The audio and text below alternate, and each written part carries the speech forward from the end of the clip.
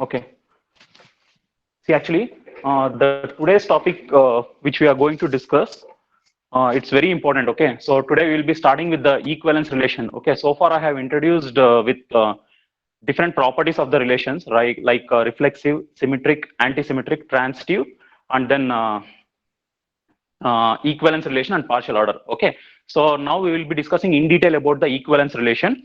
And in exam, actually in the equivalence relation, they can ask you about the partitions. So what is a partition? A partition is a simplified representation of a relation, but we cannot represent all the relations in the form of partitions. Only the equivalence relation, a relation which will satisfy the equivalence property. Only those relations can be represented using the partitions. Okay. And so how to find the partitions? They can ask the question on that. And then the thing is, they will give one relation and they will ask you to prove whether the relation is equivalence or not. So in that case, you know, any relation which will satisfy the reflexive, symmetric, and transitive properties is called as an equivalence relation. So you just have to check whether those properties are satisfied or not. Or they can ask the theorem. One theorem is there. Okay. So out of these three topics, so they can ask any one question on equivalence relation. Okay. So now I'll start with the partition of an relation. Partition. Okay. So what is this partition? As I have told you, this partition is a simplified representation of a equivalence relation. Okay. So how to find the partition? If I have to find the partition, first of all, I need to find the equivalence class. Okay. So now, before I tell what the partition is, I'll just give you one small example. Okay. So you just assume this scenario. I'm just bringing some 10 bags. Okay. So I'm bringing 10 bags to the 4th floor. I came to the college.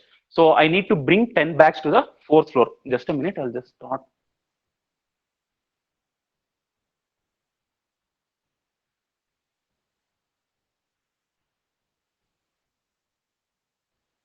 Okay, so I was explaining this scenario for you. So what I have done is I am bringing some 10 bags to the college. Okay, so and I need to carry all those bags all the way to the 4th floor or 3rd floor. Okay, so meanwhile I couldn't carry all the bags, right? So some students have seen me, some 3 students have seen me, and they told like they will help me. Okay, and now when the students are about to help, actually what they will do, they will carry all those 10 bags to the 3rd floor, right?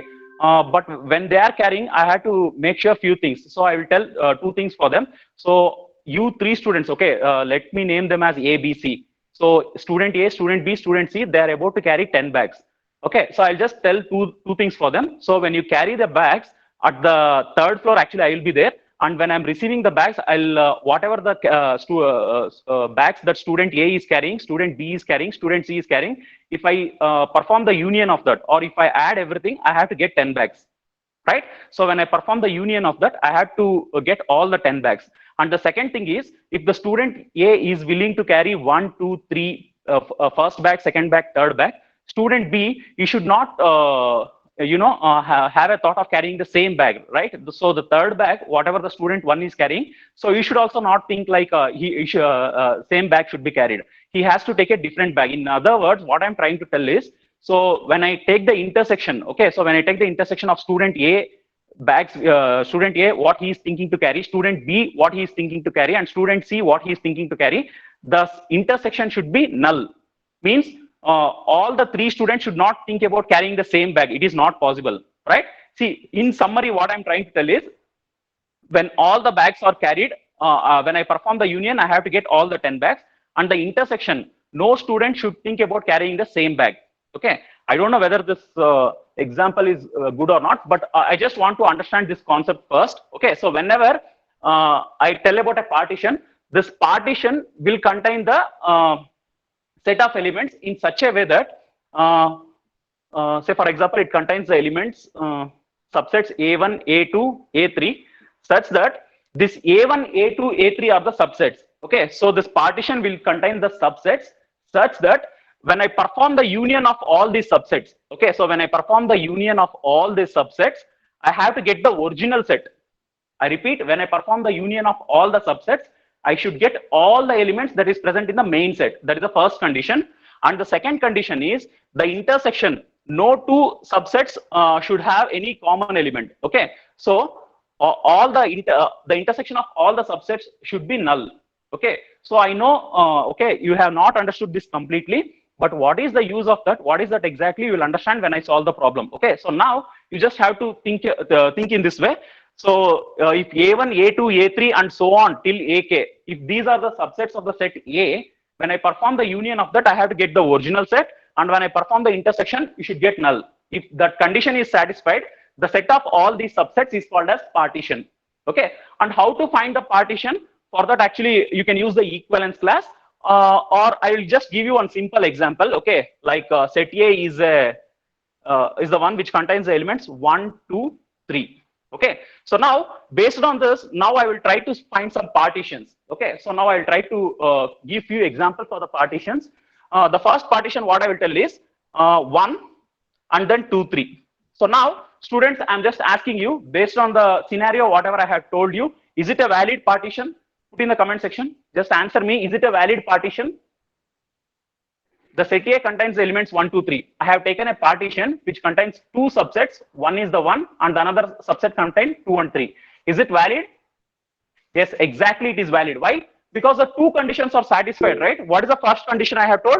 When I perform the union of this, what is the union of these two subsets? The union will be 1, 2, 3. So now I got the original set. So the first condition is satisfied. And the second condition is there should not be any common element. The intersection should be null. Exactly, it is null, right? So in the first subset, we have 1, and in the second subset, we have 2 and 3. There is no common element. Since these two conditions are satisfied, this is a valid partition.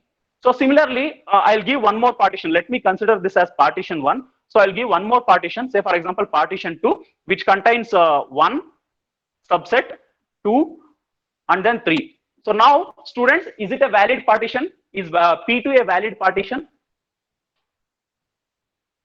Is P2 a valid partition? Yes, exactly. It is a valid partition, right? Because again, I'm performing the union, I'll get back the original set, and there is no common element. And another question, P3, so which has only one subset, which will contain all the three elements, 1, 2, 3. So now, students, is it valid? Is P3 valid? Is P3 valid? Kavya J, no. It is valid. See, actually, you have only one subset. When you actually, even if you perform union or intersection, actually, there's no, when you perform the union, you will get back the original, and the intersection union means the same subset with null. You will get back 1, 2, 3. Intersection means 1, 2, 3 null. Again, it's a null only, right? So no need to get confused. It is valid one. Okay, and I'll give one more example, P4, which will contain the partition 1, 2, 3, and then 2. So now, is it a valid partition? Is it a valid partition? Is P4 a valid partition? No. So now you got an idea, right?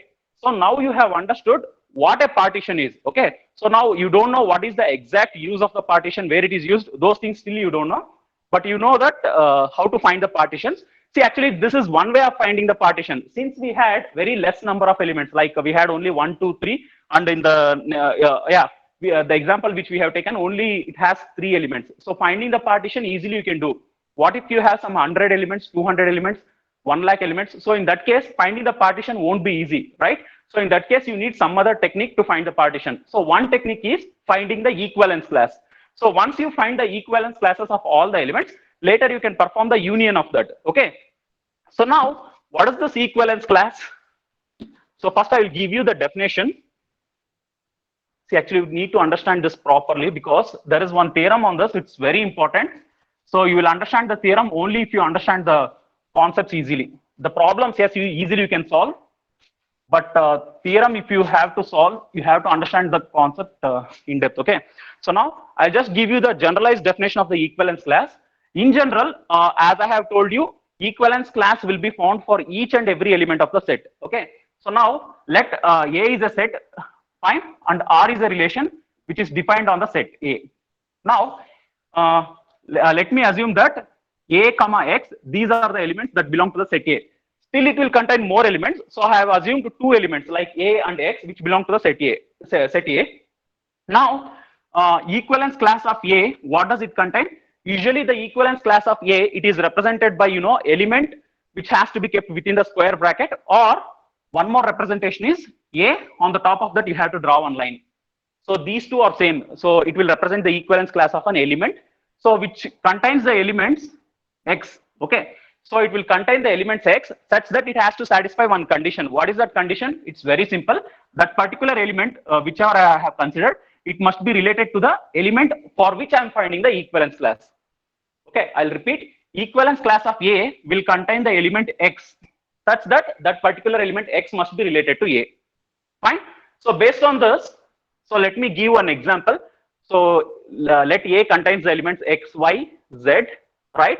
So now I have defined one relation R, and the relation R will contain the elements like X comma X, Y comma Y, Z comma Z, X comma Y, and then Y comma X.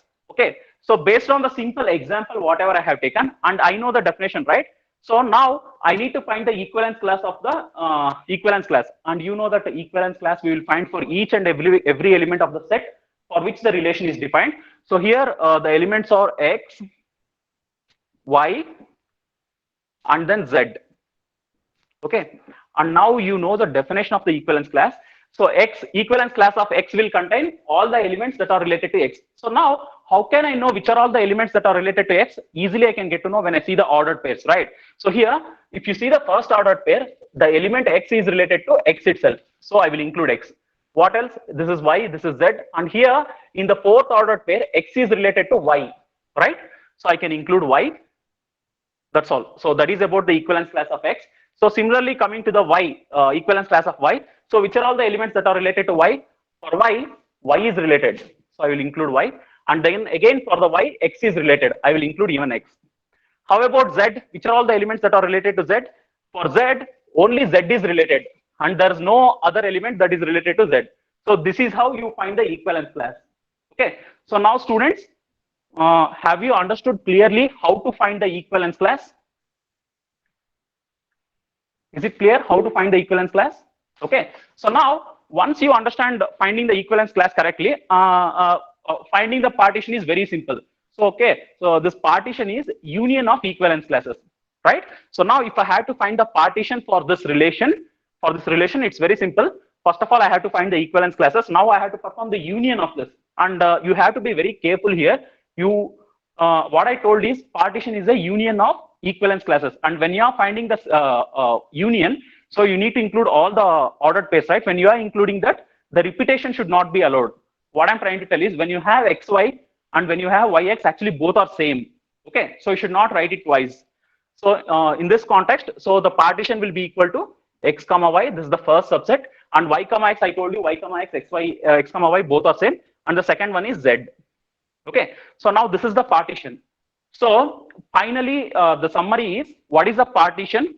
Partition is a union of equivalence classes. And what is an equivalence class? Equivalence class of an element will contain an element which is related to that particular element for which we are finding the equivalence class. Fine.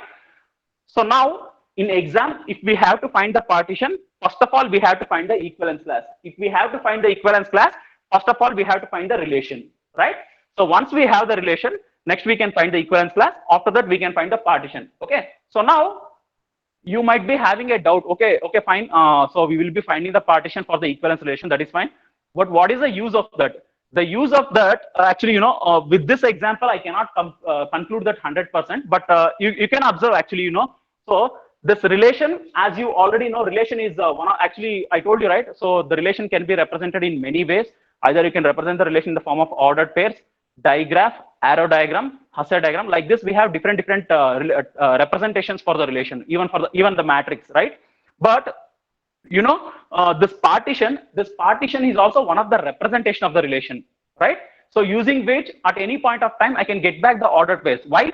Because I have told you partitions need to be used only for the equivalence relations, right? So when I'm having the partition, what does that conclude? That concludes that the relation with which I'm dealing is an equivalence relation. And you already know that this equivalence relation is the one which is reflexive, symmetric, and transitive. Okay, so based on this, let us try to get back the ordered pairs. See here, this partition will contain X comma Y and Z. So using which, don't you think we can get back the relation? Because since this partition is for equivalence relation, it will be reflexive, symmetric, and transitive. Reflexive means every element will be related to itself. So based on this, obviously I will be having X comma X, Y comma Y, and then Z comma Z. And one more thing, X and Y, they are present in the same subset.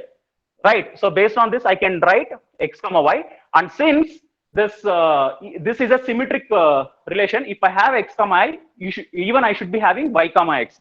So based on this, so I can get back the relation elements using the partition. So now you just observe these two. Okay, you just observe these two. Don't you think this partition is a simplified representation of this? And now here I have only some 5 ordered pairs. So you might not be that much convinced, but suppose if I have some 100 ordered pairs, 200 ordered pairs, definitely when you find the partition, it will be the simplified representation of a equivalence relation. Okay. So now finally the conclusion is this partition is a simplified representation of a equivalence relation. Okay. So when you have the partition, easily you can get back the ordered pairs, and when you have the ordered pairs, you can get the partition by first finding the equivalence classes. Okay.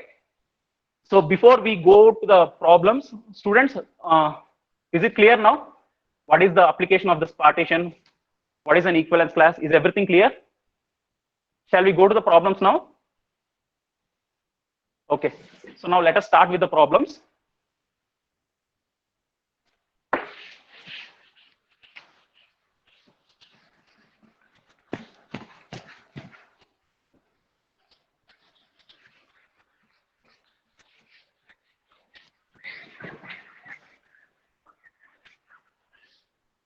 And in the exam, when they ask you to find the equivalence class, as I have told you, directly you should not write the answer. First of all, you have to write this representation.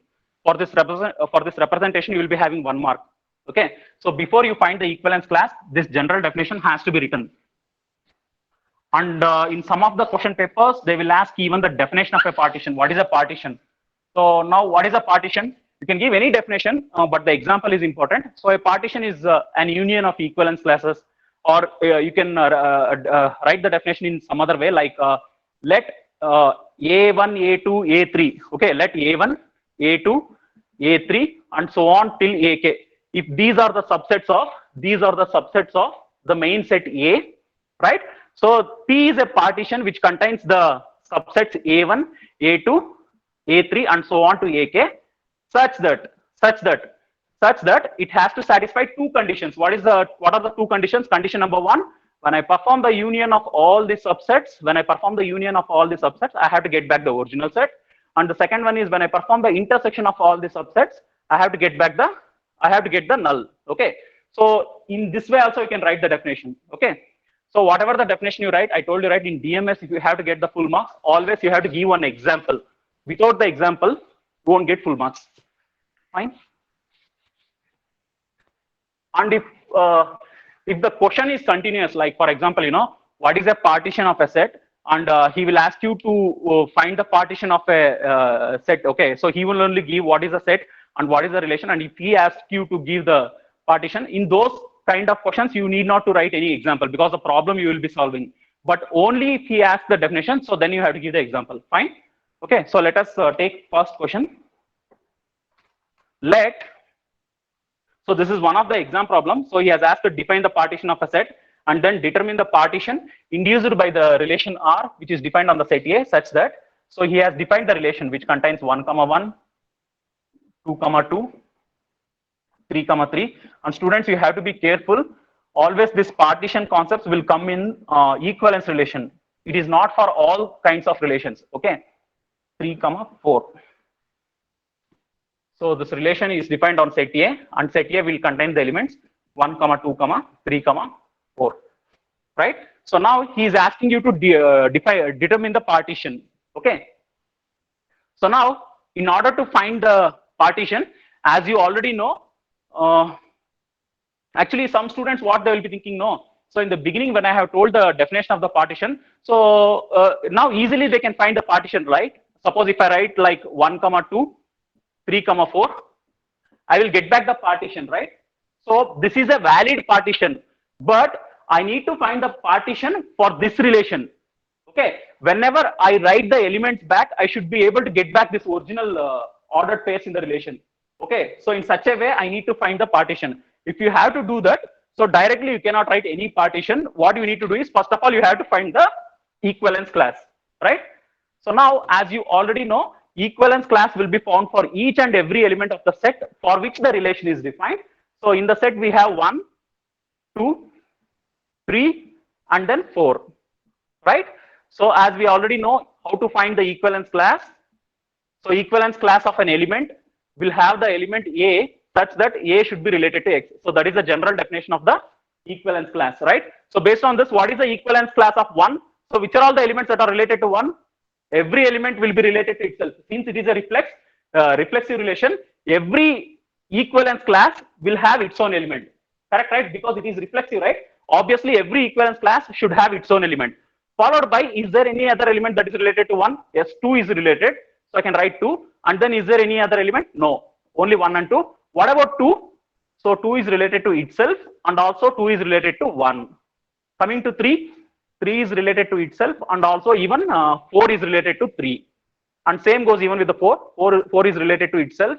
I didn't write that. You should write because it is reflexive. Okay. So 4 and also 3. Okay. So these are all of the equivalence classes. So once you find the equivalence class, the partition will be very simple. Just you have to find the union of the equivalence class. So when I perform the union, you have 1 comma 2 subset, 2 comma 1, it is same as 1 comma 2. Redundancy is not allowed. And then 3 comma 4. That's all. So this is the partition, right?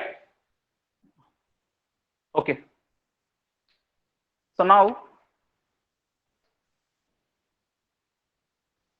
students, is the board clearly visible for you? I think there is some blurriness, right? But still, have you understood the problem clearly?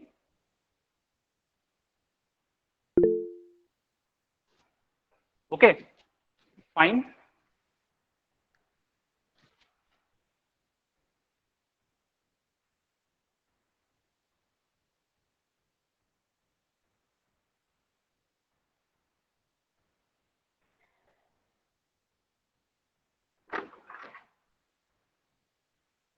Okay, so now I will give one more question. If the board is not clearly visible, don't worry. So I'll just read the question for you. Okay, so same thing. Okay, for A will contain the set of elements 1, 2, 3, 4, and the relation ordered pairs I'll just change. After 1 comma 1, 2 comma 2, 3 comma 3, and 4 comma 4. So I will just include 2 comma 3, 3 comma 2, and then 4 comma 1, 1 comma 4,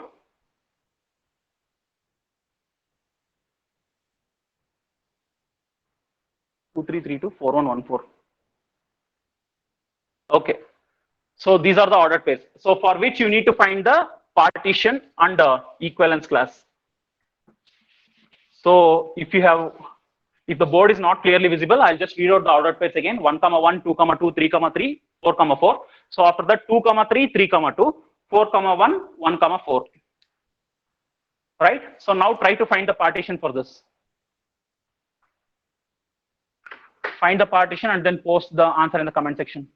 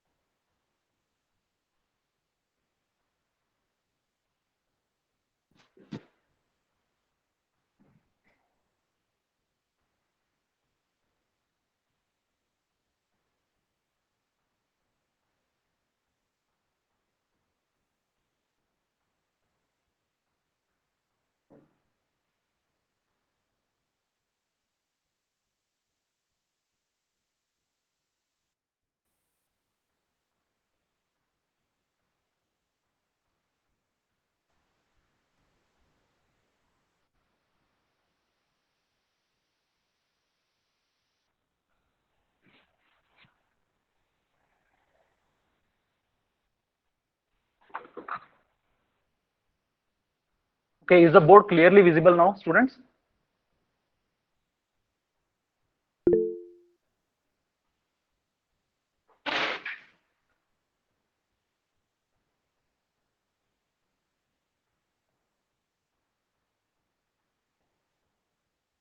Just give me some time. I'll try to rectify this.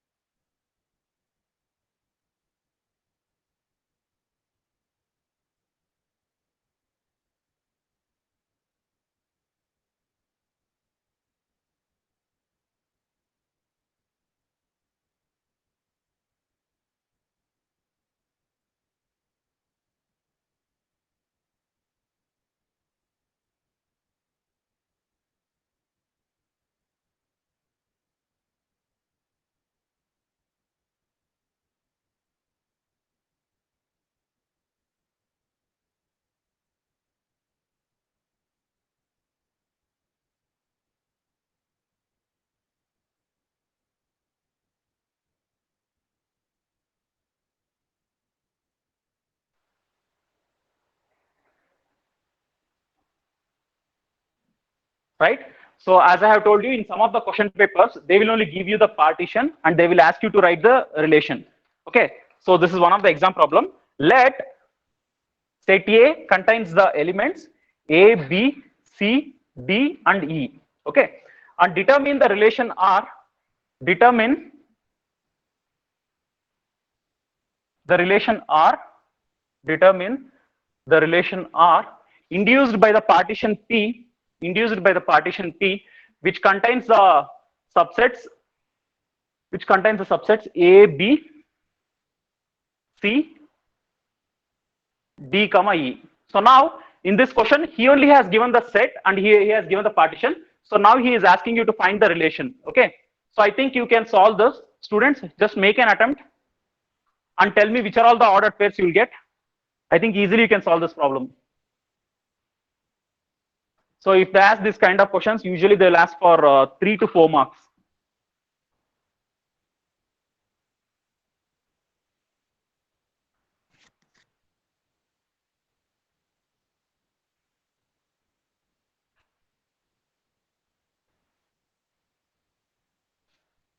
try to find the answer and put in the comment section.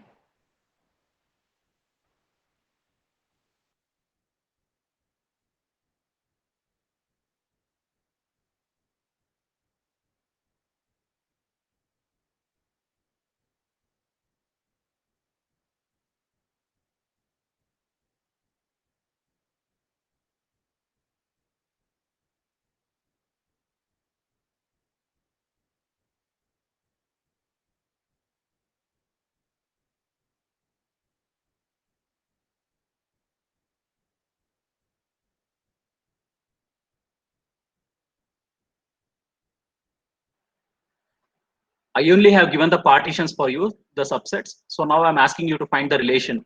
So which are all the ordered pairs you'll get. So just tell me the ordered pairs.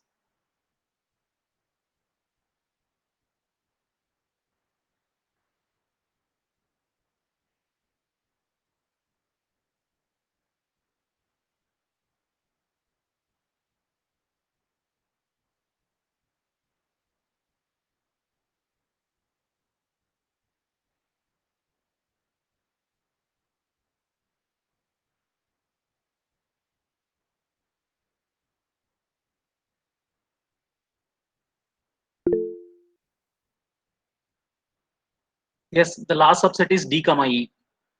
The first one is A comma B. The second one is C. Third one is D comma E.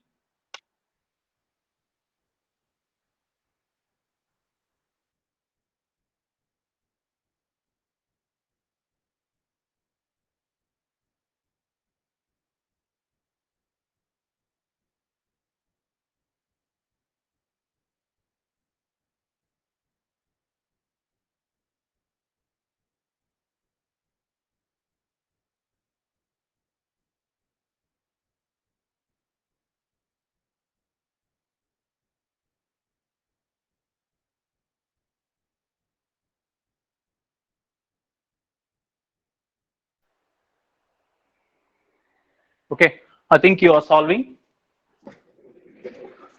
So parallelly, even I will solve. So if you have any doubts, you can just check it. See, actually, this partition is for the relation which is an equivalence relation. That much we know, right? So, and from this partition, easily we can get to know which are all the elements that are present. And we know that since it is an equivalence relation, it will be reflexive. So every element will be related to itself.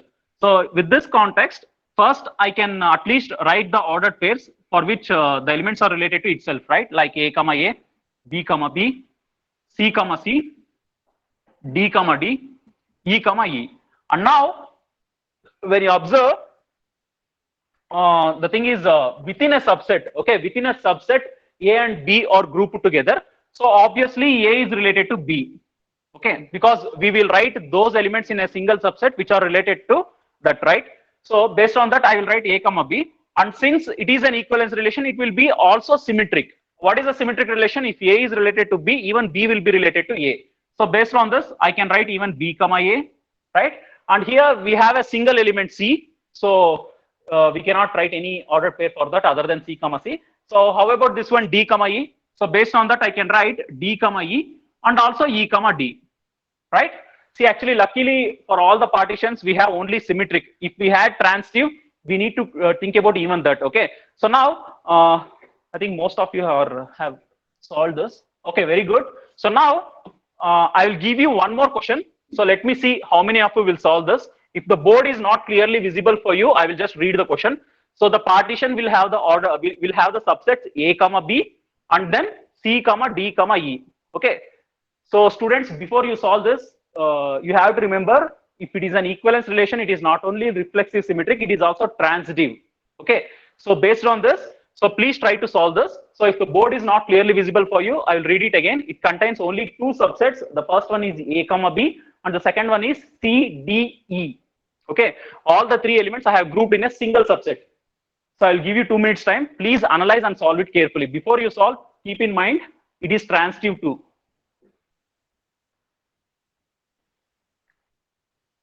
Let me see how many of you will solve this.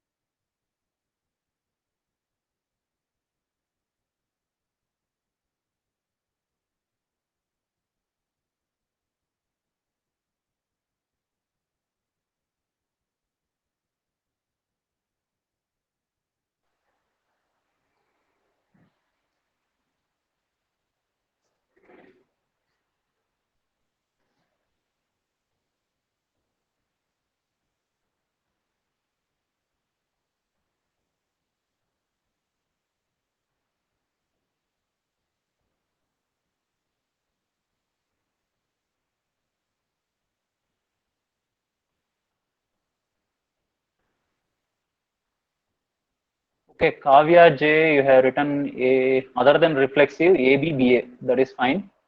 C D D. You have missed a few ordered pairs, and Chandrakant, same with you. You have missed few. Lavanya, C D D C D E E D E C. Apurva, okay. Jayam. Okay, fine. See, actually, if we have only two elements in the subset, then easily you can solve. But if you have three, as I have told you, you have to focus even with the transdiv. Okay, so this reflexive, I think, with the reflexive property, easily you can write the ordered pairs A comma A, B B, C C, D D E. That is fine. Okay. Now we have A and B in a single subset. Okay, so that you can easily write A B B A. That is fine. But here in the second subset we have three elements. Okay, so you have to think about all the possible cases. Okay, so like you will write C comma D, and once you write C comma D, you have to write even D comma C, and you will write C comma E. Once you write C comma E, you have to write even C, E comma C, and you have to write D comma E, and also E comma D. So totally the ordered pairs will be 1, 2, 3, 4, 5, 6, 7, 8, 9, 10, 11, 12, 13. 13 ordered pairs you have to get. Okay. Okay, fine. So in any problem, if they give the partition for you, how to find the relation, you have understood. And if they give the relation for you, how to find the partition, you have understood, right? So directly you should not find the partition. Rather, you have to first find the equivalence class, and then you have to find the partition, right? So now, before I go to the theorem, what I will do is I will just rewrite this. Okay, so now I will take the same example. So now I have the relation, so for which I need to find the partition. So if I have to find the partition, as you already know, first of all I have to find the equivalence class. Okay, so let me try to find the equivalence class for this. So what is the equivalence class of A? What is the equivalence class of B? What is the equivalence class of C, D, and then E? Okay, so students, so now you just have to tell me what is the equivalence class of A, B, C, D, and E. Okay, so just find it and post the answer in the comment section. Because once we solve this problem, you know, before I go to the theorem, I just want you to make few observations.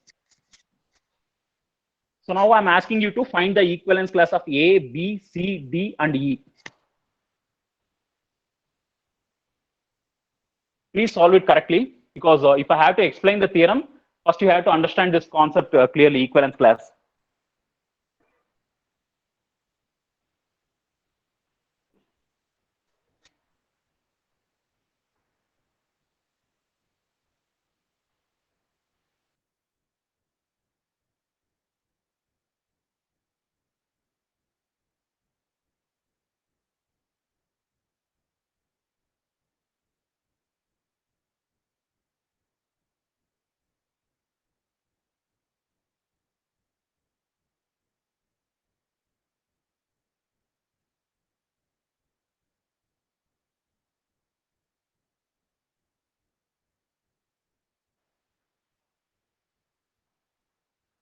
Okay, so Lavanya, you are telling equivalence class of A will have A, B, equivalence class of B, BA, CDE, CDE, CD.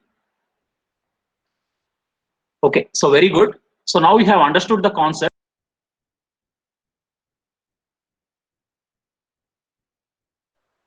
Okay, so now you have understood, right? So while solving, I'll just okay, you just have to make few observations here.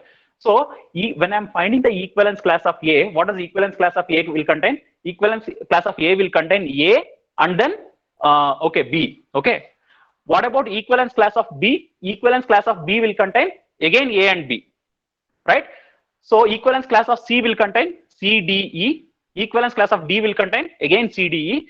Equivalence class of E will contain C, D, E. Okay. So now, students, while solving this, while getting these equivalence classes, any observations that you have made with regard to the equivalence classes? So please tell me, do you make any observations? Any common things that you find between equivalence class of A, equivalence class of B, and then equivalence class of C, D, and E? Any observations you made? Don't you think? So I will only tell you the first answer. So don't you think every equivalence class will have its own element? So equivalence class of A will have A, equivalence class of B will have B. Like this, every equivalence class will have its own element, right? So that is the first observation. Every equivalence class will have its own element. So that is the first observation. What is the second observation? Elements in the same set have same equivalent sets. Okay, so Hemant Reddy, you are trying to tell that if two elements are related, then they will be having the same equivalence classes. See, actually, so what I'm trying to tell is, for example, this equivalence class of A and equivalence class of B. Okay, so we know that A and B are related from the ordered pairs. We know that A and B are related. Okay, if in case A is related to B, then the equivalence class of A will be equal to equivalence class of B. Correct, right? One more observation. Is there any other observation? Kavya Jay, you are telling symmetric. Yeah, that's what actually. If A is related to B, yeah, it is symmetric. That is good. But along with that, with regard to the equivalence classes, if they are related, then there will be common subsets. The equivalence class elements will be same. Is there any other observation? Will any of the equivalence class will have same elements? Will any of the equivalence class have same elements? Common elements? You just observe the equivalence classes and tell me, will any two equivalence class have common elements? Yes, they will have, right? So when you see the equivalence class of A and equivalence class of B, they are same. But what I want to observe, what I want you to observe is, will they have any one common element, or it will be completely same? They will be completely same, right? If you observe any two equivalence classes, like for example, equivalence class of A, it will be having A and B. Equivalence class of B, it will be having B and C. No, it won't happen like that. Either they will be completely same or they will be completely disjoint. See, actually, in the second observation, what I told is, if A is related to B, then equivalence class of A will be equivalence class of B. That is fine. But if they are not related, if A is not related to B, then equivalence class of A intersection equivalence class of B will be equal to null set. Correct, right? So what I'm trying to tell is, either they will be completely same or they will be disjoint. Okay, so these are the three observations that we have made with the problems. So now in exam, they will ask you this theorem. So when they ask you the theorem, you cannot take any one example and solve. You have to give the generalized proof. So this is one of the important theorem, right? So let us try to solve this theorem today.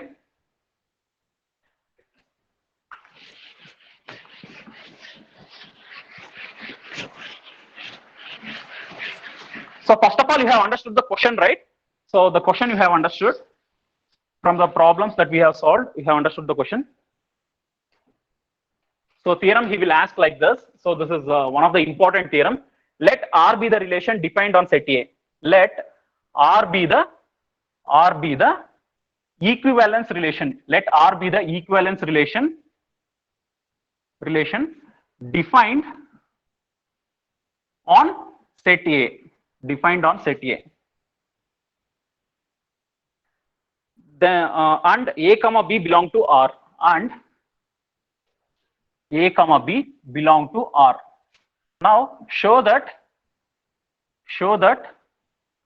the first one in exam, either he can write it symbolically, like if A belong to equivalence class of A, every equivalence class will have its own element, or A belong to relation of A. See, actually he has written this symbolically, or he can give the question in the form of sentence, like every equivalence class will have its own element. So you need to prove that.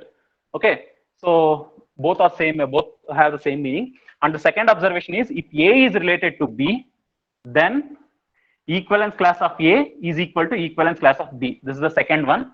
And the third one is, if A intersection, if the equivalence class of A intersection equivalence class of B, if this is not equal to null, then equivalence class of A will be equal to equivalence class of B. See, actually, the third one, he's telling the same thing. So whatever I have told, like either they will be completely disjoint or they will be completely same. See, if it is not equal to null, then you will not have a single element that is common to both elements. Rather, it will be completely same. That is what he is trying to tell. Fine. So as I have told you in the exam, either in most of the times he will ask symbolically only, or he can give in the form of sentences also, like every equivalence class will have its own element. If two elements are related, then their equivalence classes will be same, or the third one, like either they will be disjoint or they will be completely same. So in the form of sentences also he can ask. So so if they ask this kind of theorem, so usually he will ask for 7 marks. So let us try to solve this. Okay.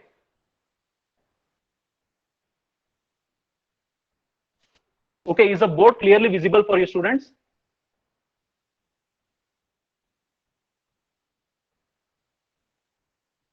Actually, this is bit, the thing is this theorem is bit lengthy, but if you understand this, it's very simple, fine, but you are telling the board is not visible properly. Okay, so let us wait for some time. Once the board is clearly visible for you, you please let me know, so that I can continue, fine. I think the network actually is getting fluctuated. Once the board is clearly visible, please let me know. So I'll start with the theorem. As I have told you, the theorem is a bit lengthy, but if you understand it, it's very, very simple.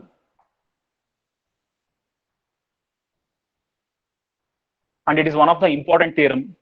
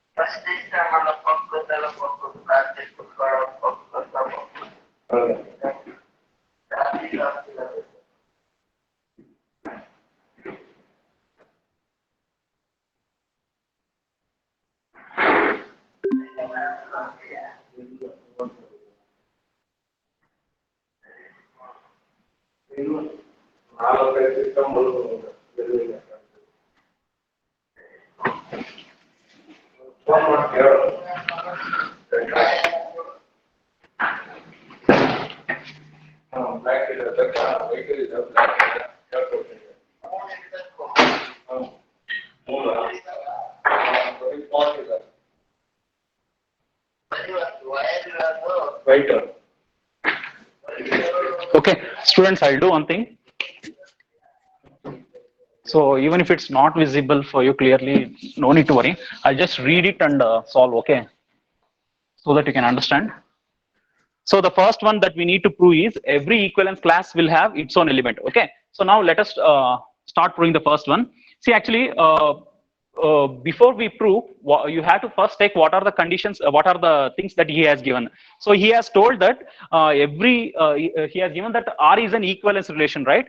So you can take that. So he has given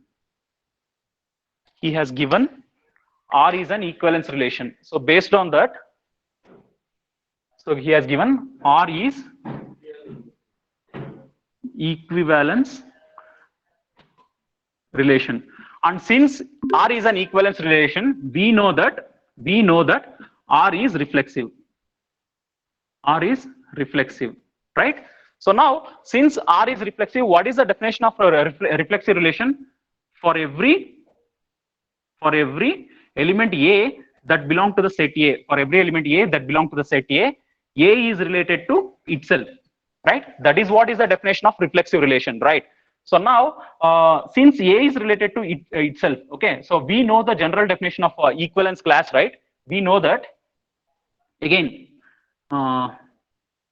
we know that the general definition of equivalence class, that is equivalence class of A will contain the element X such that X is related to A, okay? Equivalence class of A will contain the element X such that X should be related to A. But here, what is related to A? A itself is related to A. So now, based on this, don't you think equivalence class of A will contain the element A also? In other words, A belong to equivalence class of A. That is a proof for the first one, right? See, actually, the first subquotient, the proof is very simple. So what you need to do is, voice also not clear, Naveen.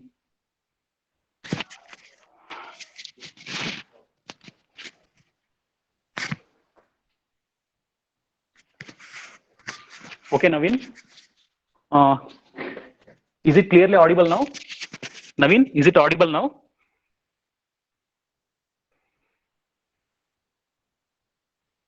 Naveen?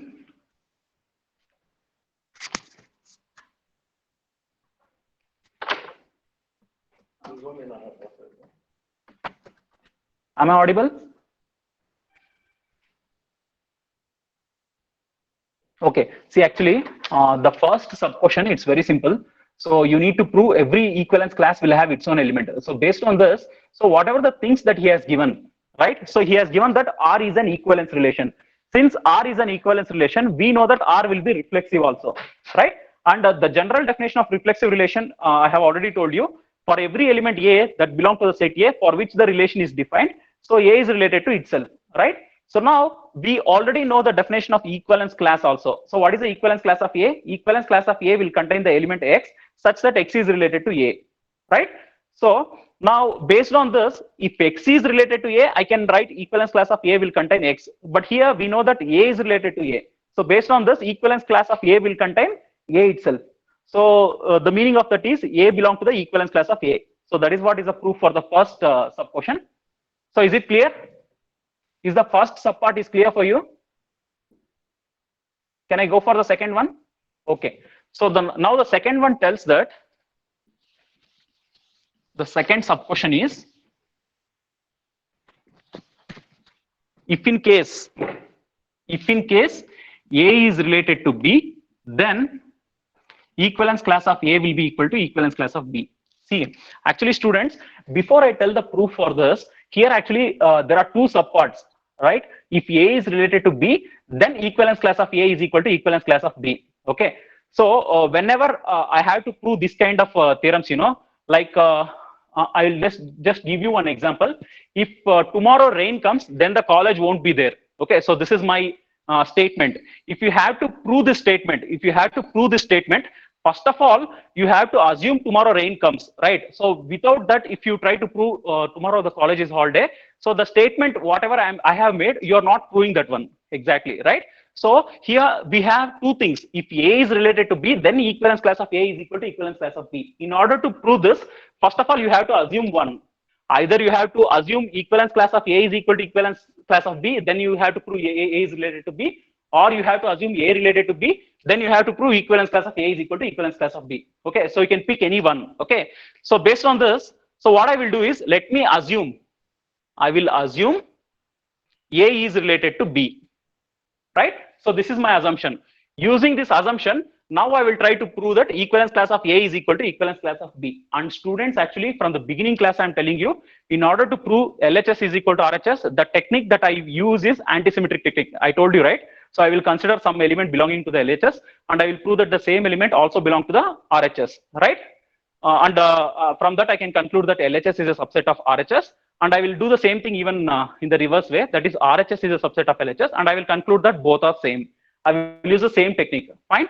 So now, based on this, you know, what I will do is, so this is my assumption. So now, in order to prove, you need to prove equivalence class of A is equal to equivalence class of B. So for this, let me assume some element. Okay, some element. Say for example X, some arbitrary element X, which belong to the equivalence class of A. right? So now, if X belong to equivalence class of A, what is the meaning of that? I can include any element that belongs to the equivalence class of A only if it is related, right? Only if X is related to A. This is from the definition of, equivalence class. From the definition of equivalence class, if I tell X belong to the equivalence class of A, then X is related to A, right? But we already know the first, before I have solved this second subset, the first assumption that I have made is A related to B. A related to B. That is, we already know that A is related to B. Okay. So now, students, this relation R, we know it is symmetric, it is transitive, it is reflexive. So based on the transitive property, what we have here is X related to A and A related to B. Since R is transitive, don't you think I can write even X related to B? I'll repeat, I have X related to A and A related to B. So since it is a transitive, I can write even X related to B, right? So I can write X related to B. So from these two, I can conclude X is related to B because R is transitive, right? So if X is related to A, I can write X belong to equivalence class of A. If X is related to B, I can also write X belong to equivalence class of B. This is from the definition of, again, equivalence class. So now, if you observe, I have taken some arbitrary element belonging to the equivalence class of A, and now if you see, the same element also belong to the equivalence class of B. What is the conclusion of this? The conclusion is equivalence class of A is a subset of equivalence class of B. Okay, so this is the first subpart. Fine. So after this, the second subpart will be same. The second subpart, it will be same. This time what I have to do is, I have to consider some element, say for example, again I'll take X only, that belong to the equivalence class of B, right? So now if X belong to equivalence class of B, then X is related to B, right? So, but what is the assumption that we have? We know that A related to B, right? And X related to B. So here it's not in a direct way, but we already know that the relation R is symmetric to. And what does the symmetric property tells? If A is related to B, then B is also related to A. So this is by the symmetric property, right? So from the symmetric property, I have just swapped it. So based on this, now if you observe, I have X related to B and then B related to A. And since R is transitive, now I can write X is related to A. If X is related, this is because R is transitive. See, actually, whatever the properties we know, repeatedly I am using the same thing. That's all. I'm not doing anything new here. So since X is related to A, X belong to equivalence class of A. Again, same thing. X belong to equivalence class of B, and the same element also belong to equivalence class of A. So I can conclude that equivalence class of B is a subset of equivalence class of A. So this I have taken it as 1.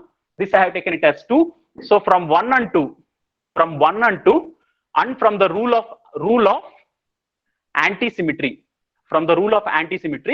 I can conclude that equivalence class of A is equal to equivalence class of B. Fine. See, actually, out of the 3 subparts, this subpart of the theorem will have more weightage. Mean they will ask for more marks. So, is the second subpart of the theorem is clear for you, students? I have just used reflexive, transitive, and equivalence class definition. That's all. I have not done anything new here. Is it clear for you? Should I explain it again, or I should go to the third subpart of the theorem? See, actually, this theorem looks very lengthy. Almost it will be 1 page, all the 3 subparts together. But it's very easy, right? So can I go to the third one?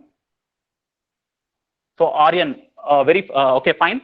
See, you are asking me to explain again. See, actually, it's very simple. The second subpart of the theorem that I need to prove is, if A is related to B, then equivalence class of A is equal to equivalence class of B. This is what I need to prove. So in order to prove this, I will assume one part. Okay, so I will assume this A related to B. After this assumption, so now what I need to prove is equivalence class of A is equal to equivalence class of B. Okay, so in order to prove this, what I will do is I will consider some element that belong to the first part, LHS, and I will prove that same element also belong to this one. Okay, so using which I can conclude that this first one is a subset of second one. I will do the same thing in the reverse way, and I will prove that this RHS is a subset of LHS. And finally, from the anti-symmetric rules, I will prove that LHS is equal to RHS. Okay, so now in order to prove this first one, what I will do is I will take some arbitrary element, say for example X, that belong to equivalence class of A. After that, from the definition of equivalence class, we know that we will include some element in the equivalence class only if they are related, right? See, what about the equivalence class of in the problems that we have solved? What is the equivalence class of one? Equivalence class of one will have one comma.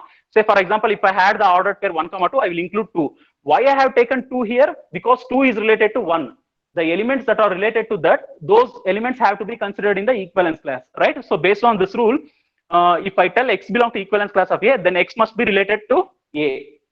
And in the beginning, my assumption was A related to B. Okay. So since X is related to A and A is related to B, and since R is transitive, I will apply the transitive law. So X is related to B, right? And again, since X is related to B, equivalence class definition in the reverse way. Okay. So X belong to equivalence class of B. So this element X belong to equivalence class A and also belong to equivalence class of B. Okay. So whatever the element that you take in the equivalence class of A, same element also belong to the equivalence class of B. Then what is the conclusion? Equivalence class of A is a subset of B. So here I have done the same thing, but directly I could not apply the transitive law. So for that, first I have applied even symmetric law. So after that adjustment, actually I could use the transitive law. So I have done the same thing here also, right? So after that, as I have told, from the anti-symmetric rule, I have proved it. Okay. Okay, Hemant Reddy Aryan, as I have told you, you just take a screenshot of this board. Okay, in your mobile, you just take a screenshot. You just try to carefully observe that. Okay, so for 2 minutes, you just try to analyze it. After that, still, if you have doubt, you please ask me again. So I'll give 3 minutes time for everyone. So you please analyze this. If you have any doubts, after 3 minutes, I'll ask you before I go to the third subpart. So you just analyze for 3 minutes. Fine.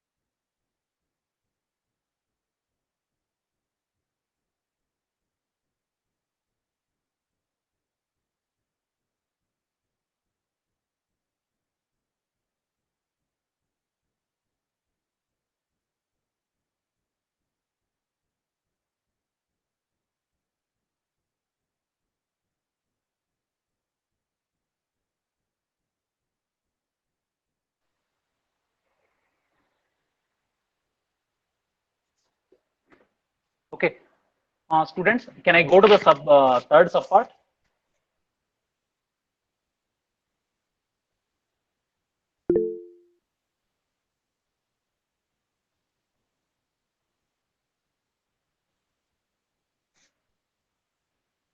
Is the second part of theorem clear for you? Can I go for the third one?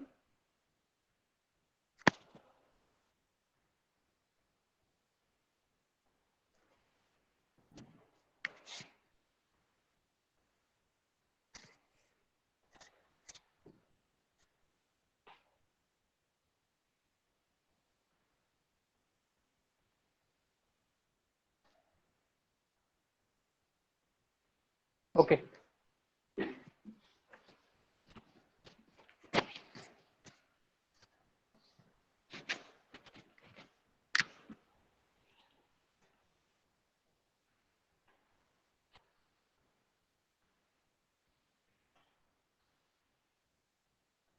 Am I audible, students? Am I audible?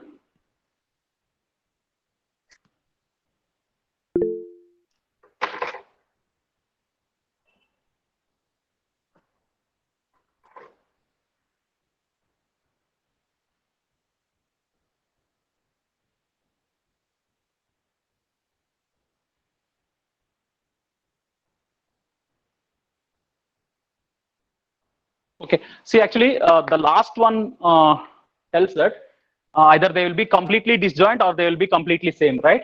So what he's trying to ask you is, if in case equivalence class of A intersection equivalence class of B, if it is not equal to null, if the equivalence classes between them, if it is not equal to not equal to null, so then they will be having some common elements.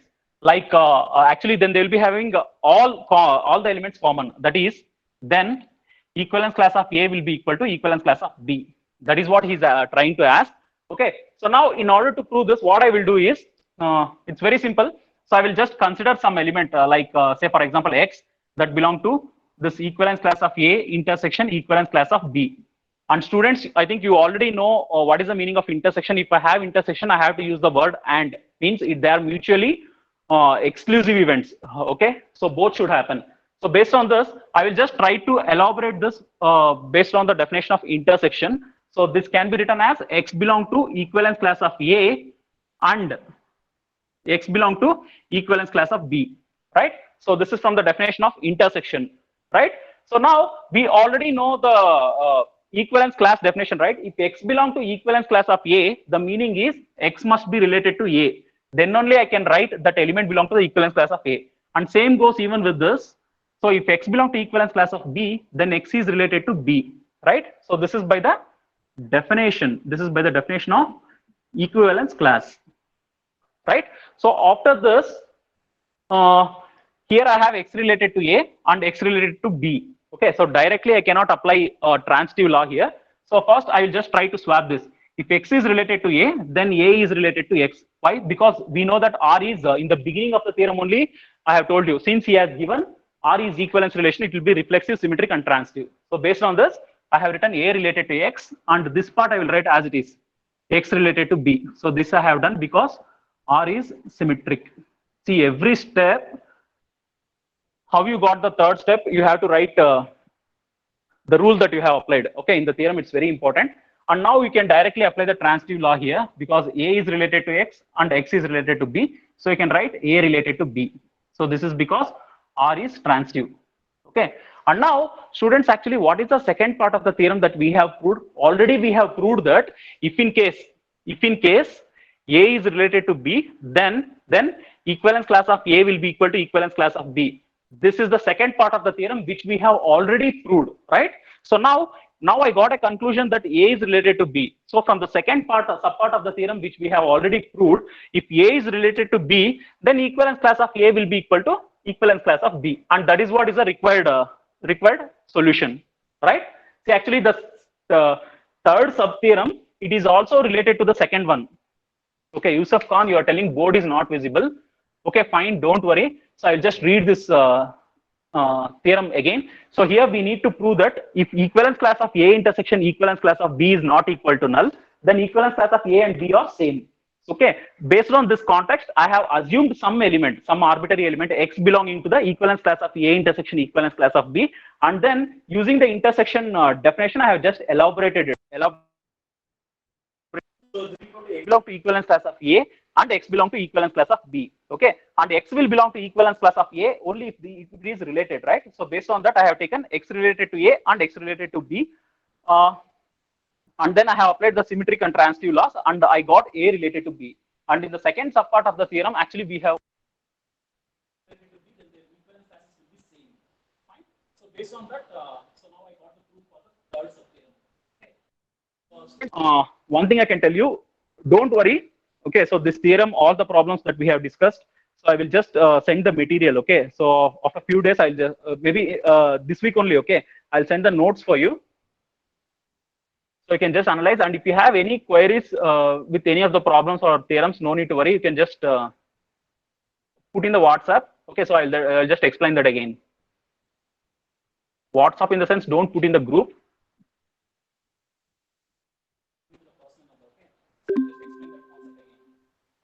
So today, so this theorem and all the problems, it's clear, right? Any doubt in this?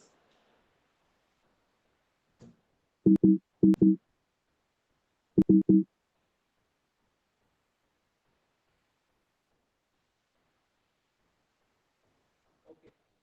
Thank you. Shall we hold the class?